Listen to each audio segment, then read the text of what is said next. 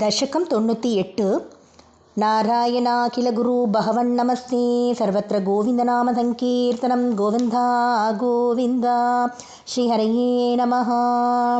यस्मिन्नेधद्विभातं यथ इदमभवत् येन चेदम्ययेदत् योऽस्मादुत्तीर्णरूप खलु सकलमिदं भासितं यस्य भासा यो वाचां दूरदूरे पुनरपि मनसां यस्य देवा मुनीन्द्राः नो वेद्यस्तत्त्वरूपं किमु पुनरपरे कृष्ण तस्मै नमस्ते।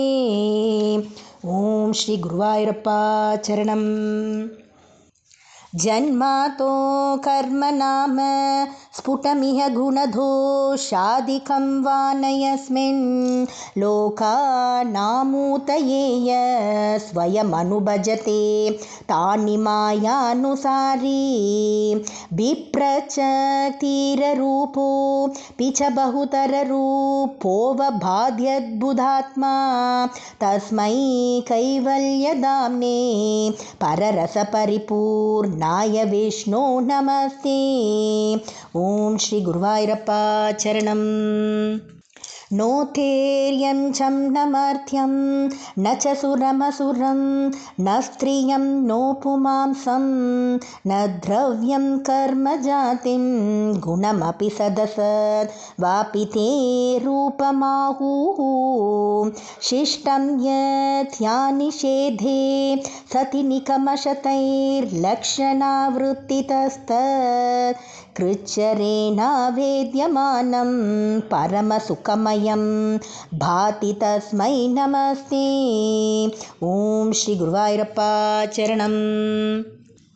मायायां बिम्बितस्त्वं सृजसि महदहङ्कारतन्मात्रभेदैः बुधग्रामेन्द्रियाद्यैरपि सकलजगत् स्वप्नसङ्कल्पकल्पं भूय संवृत्य सर्वं कमट इव पदान्यात्मना कालशक्त्या गम्भीरे जायमाने तमसि वितिमिरो भाति तस्मै नमस्ते।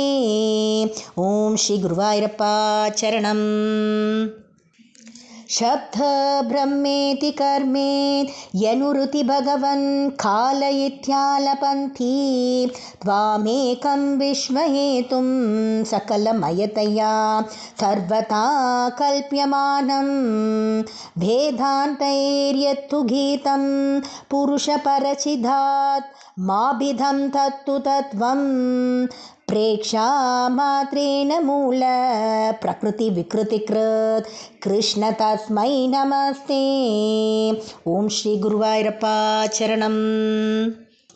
सत्त्वेनासत्तया वा न च खलु सदसत्त्वेन निर्वाच्य रूपा धत्तेया साववेद्या गुणफनिमतिवत् विश्वदृश्यावभासं विद्यात्वं चैव याथा श्रुतिवचनलवैर्यत्कृपा पास्यन्तलाभे संसारारण्यसद्य त्रिटनपरशुता मेति तस्मै नमस्ते।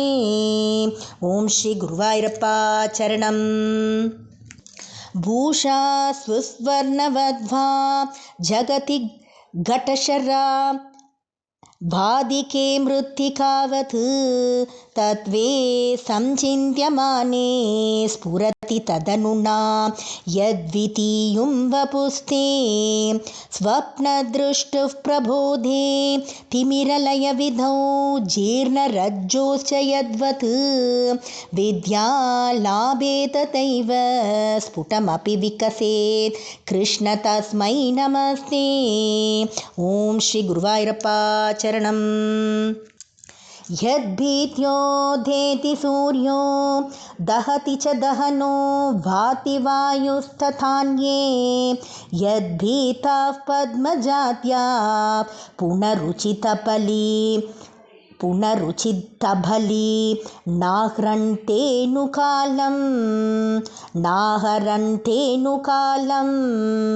यद्भीत्योधेति सूर्यो दहति च दहनो भाति वायुस्तथान्ये यद्भीताः पद्मजात्या पुनरुचितबली नाहरन्तेऽनुकालं येनैवारोपिताः प्राक् निजपदमपि ते च्याविताराश्च पश्चात् तस्मै विश्वं नियन्त्रे वयमपि भवते कृष्ण कुर्मः प्रणामम्